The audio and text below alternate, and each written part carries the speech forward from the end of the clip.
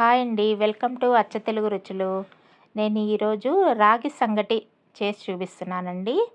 దానికోసమని ఒక చిన్న గ్లాసు బియ్యాన్ని శుభ్రంగా 3-4 సార్లు వాష్ చేసుకొని 8 గ్లాసుల వాటర్ పోసుకోవాలండి. దీంట్లో ఒక గ్లాస్కి 8 గ్లాసుల వాటర్ పోసి చిన్న కుక్కర్లో పెట్టేసి ఒక 4-5 విజిల్స్ రప్పించాలండి. చూడండి, మూత పెట్టేసి 4-5 విజిల్స్ రప్పించిన తర్వాత మూత తీసి చూడండి.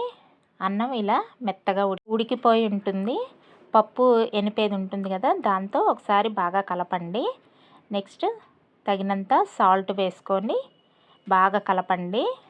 కలిపిన తర్వాత రాగి పిండి తీసుకోండి. నెక్స్ట్ ఒక గ్లాసు బియ్యానికి 2 గ్లాసుల రాగి పిండి అండి ఇది.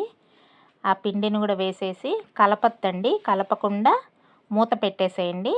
మీడియం ఫ్లేమ్లో ఉడికించాలి. చూడండి, ఒక 7-8 మినిట్స్ ఉడికించిన తర్వాత ఇంకొకసారి కలిపి ఒక 2 స్పూన్స్ నెయ్యి వేసిన తర్వాత మళ్ళీ ఒకసారి కలపండి.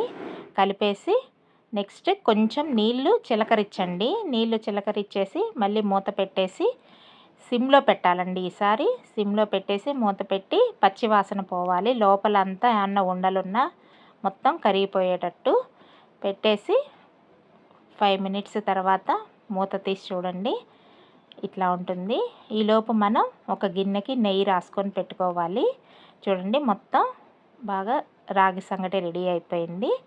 నెక్స్ట్ ఆ నెయ్యి రాసిన గిన్నె ఉంది కదా, దాంట్లోకి ఒక గరిటె రాగి సంగటి వేసుకొని ఇలా పైకి కిందకి అంటుంటే ఇట్లా ఉండలాగా వస్తుందండి, రాగి సంగటి ముద్దలాగా.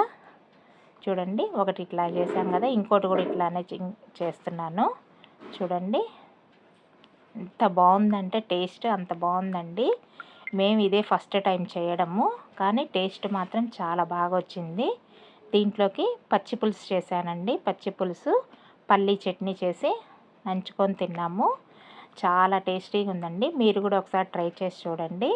చాలా బాగుంటుందండి. పచ్చి పులుసు కాంబినేషన్తో, పల్లీ చట్నీ కాంబినేషన్తో రాగి సంగటి. Thank you for watching. Please do like, share and subscribe to అచ్చ తెలుగు రుచులు.